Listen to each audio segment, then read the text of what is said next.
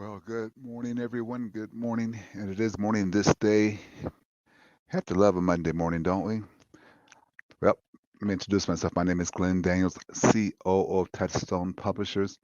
Here with what we're hoping to bring is a daily live broadcast that discusses leadership lessons in the news, leadership tips and principles that we can use. Short video that I think everyone should get some kind of satisfaction out of it and can find some hope for it. So, we're going to start off each day with our question of the day, something that we hope will make a difference. So let's get to our question of the day. How is your passion project going? As you recall, we did that on Friday, but we're also doing it today. How is your passion project going? Enjoying it? Is it making a difference? Are you making an enormous difference in the world because of your passion project? I hope so. I want to discuss this morning something that came to my mind last week. Tried to record it and didn't work. Why a morning routine? Should you have a morning routine to start your day off? Is that important? I mean, we hear some of these experts out there, some of these heavy go getters, people talk about 10xing and compound effects and all these different things. A lot of them give credit to their morning routines to get that started, to get that rolling. A lot of them give credit to that. Okay. Well, that's powerful, but why? Well, when you win the morning, it is easier for you to win the day. See, as an entrepreneur, as a business mover and shaker, as a leader, it is oftentimes difficult for you to find the time throughout the course of the business days to work on you, to do what's important to you, because it's your job to develop people. So you're going to have to be working with them, helping them through their emergencies, through everything. And you could have your day all laid out, but 2 minutes after you get into the office or 2 minutes after the business hours start, things change. An appointment creeps in you need to go to, or you need to get rid of an appointment. You need to do something. All these different things. When you can control what you can and win what you can control, you'll find it's much easier to win the rest of the day. So when I get that first win in the morning, win in the morning. So there are different, several different types of morning routines, morning rituals out there. I mean, I used to have one that had 15, maybe I think it had 15 steps and it may have had more, but 15 things you're supposed to do every single morning. It was part of my morning routine. Very powerful when I did it. Some of these influencers have 10 to 15 things when they did it. But what I also found interesting, there was some of them who, Jeff Bezos, I believe, is one great example. He reads the newspaper for his morning routine with a cup of coffee. That works for him. But part of the reason why that works for him because it still covers a major strategy. It still covers a major strategy for him. And that simply is slow your mind down. Slow your roll. Slow your mind down. Morning routines should help you slow your mind down so it has a chance to use its vibrational communication skills. A vibration communication. My thought is that when you slow your mind down, we did see all these theories out there one time about how many thoughts you have per hour. And it made up a ridiculous amount. I've seen it between 25,000 thoughts per hour up to 80,000 thoughts per hour. No matter which one's correct, no matter if they're still off by half, if you can slow your mind down, it gives your mind an opportunity to connect on a vibrational level. That vibrational level is where your work to make your best decisions, work instinctually. That's where your gut feeling can come in and say that's a good choice, that's a bad choice. When you slow your mind down from racing so much, that's when that happens. You can slow that down. That's a powerful process for you to start thinking about. Slow your thinking down. Off the subject, quick second. When you're under stress, if you take a moment to focus on your breathing, big breath in and a big breath out. Focus on your breathing, maybe just once. Some of that stress falls away. Some of that stress from decisions falls away. So maybe when Jeff Bezos is reading his magazine or his newspaper in the morning with a cup of coffee, his mind is slowing down. He's not dealing with everything he's going to have to deal with when he gets into the office. So you find a lot of movers and shakers who have a one, two, or three step routine, and you have a lot more that have 10, 15, 20 steps. I'm going to suggest something to you. I'm going to suggest what I have found to be useful is a three-step routine, and it's found it to be very useful for a couple of reasons. When I was doing the 15 steps, half the time, maybe a little bit less, but half the time, I did not get them all done.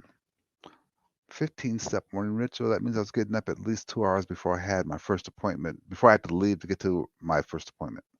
Okay. 2 hours before then, so I could complete each step of the matter. And I was only winning maybe half the time. The idea of a morning routine, morning ritual is for you to win that morning ritual so you have more power, more authority, more ability to help others when the day actually starts. I made several adjustments throughout all this, but I came up with a morning routine that I've been using for probably now about a year. Now, by the way, I've been using morning routine since the 1990s, but I call it MET. And it used to go in that order every morning, a little bit different now, but let me tell you what it is. MET, my meditation time. M, meditation. I'm going to sit down and I'm going to meditate. I'm going to try to stop thought from flowing into my mind. Don't beat myself up when it doesn't happen because guess what? Guess what, ladies and gentlemen? You're not designed for thinking to stop. Our society is not designed to allow that to happen. Your mind is going to chatter. Now, if you could be in a monk situation, monastery, where you can just sit there for 12 hours a day and only concern yourself with what nature calls, then it's very easy to get there. But we can't. Our minds are going to chatter. So for 20 minutes a day, I do my best to not let that happen. So what happens is I go 20 minutes a day. I usually have some kind of music playing in my headset or some kind of nature sound playing in my headset. And I'm going to try to get rid of my thoughts. Better said, though, I'm going to try to let those thoughts pass me by without paying any attention to them. I'm just want to observe them. So when I'm trying to meditate and I have a thought come in my head, a random thought, when I realize that, I'm not wrong and I'm not right. I just observe that it's there and let it float away, and then go back. So the system I used to use, still use it sometimes, but it's very powerful, is I see myself underwater, deep underwater, where there's nothing going on. But when I look up, I can see the thoughts going over my head. So whenever catch myself in a thought, I can look up and I see that thought just like a wave moving right over my head and right out. And I can go back into that depth and be in the silence of my mind. The goal here is to get maybe 30 seconds to 2 minutes of quiet time, vibrational thinking time during that 20-minute period. Now, I think I've gotten it up to 5 minutes, 6 minutes, but I don't pat myself on the back about it because that's not what's important. What's important is slowing it down for just even 30 seconds. So I do that for 20 minutes. Then I go into my exercise period, 20 minutes. Now, yoga is what I've been trying to do since I came out of the hospital. I've been trying to get yoga done for 20 minutes. Wow, yoga's hard. Yoga's some hard stuff. I don't know how you guys do it for hours at a time, but it's hard for that 20 minutes. But I try to do it because it's great for my body stretching. It's great for getting the kinks out, and it's easy enough that it helps me win the day. Okay, 20 minutes. So it doesn't matter what you do. You can lift your weights for 20 minutes. You can do rubber bands for 20 minutes. You can do that HIIT training, which is also a very powerful thing to do. They set you up for 7. When you get in shape, you can do maybe 2 or 3. Okay, but 20 minutes is all I shoot for in that exercise period at that time. T. What is my top 3 things? We could call it triple T. Top 3 things that need to be accomplished today. I spend 20 minutes sorting that out, writing that down. So my top 3 things that I do. That's my morning ritual. 20 minutes meditation, 20 minutes exercise, and then the last 20 minutes doing my top 3 things. So I'm going to suggest that you allow these things to happen for you for 30 days before you try to change them. So whatever you set up today or tomorrow, go 30 days and then sit back and maybe think about changing them after 30 days. If it doesn't still quite feel right, fine, I understand. but think about changing it after 30 days. So now I've changed MET. I still will teach it as MET because that's easier for you to remember, but now I've changed it completely. What I do now is I walk and meditate at the same time. I get my exercise in and my meditation at the same time. I'm walking. Sometimes I put on music and listen to music. Most of the time, though, because it's early enough in the morning, I listen to nature. Okay. I listen to nature. I do everything in my power. So as soon as I hear a thought come in that shouldn't, I replace that thought by just watching it float away into nature. Now I'm walking down a street that's the later it gets, the busier it gets, so you start to hearing traffic on it. But I listen to the traffic. I try to really listen. I did something by accident the other day. I said, I'm gonna try to discover what type of car that is coming up behind me before they get there. I'm gonna listen to that engine so I can get a feeling for how old the car is. If it's an electric car, if it's a, whatever. And I found myself really listening and not having the thoughts, just really listening. And then when the thought comes in my mind, oh, I was right about that car. Oh, it's just that ocean wave trickling by over top of me. Get back into that silence. Listen to music sometimes and just listen to one instrument at a time. Could be listening to a complex piece of music, complex symphony, Bach, Beethoven, Brahms, Mozart. But I'm going to listen for one instrument, focusing on one instrument. Thought goes away. I do that while I'm walking. Okay, so now I take that 20 minutes for exercise and 20 minutes for meditation, and I can stretch it out to easily 30 minutes to 40 minutes. Very easy to do.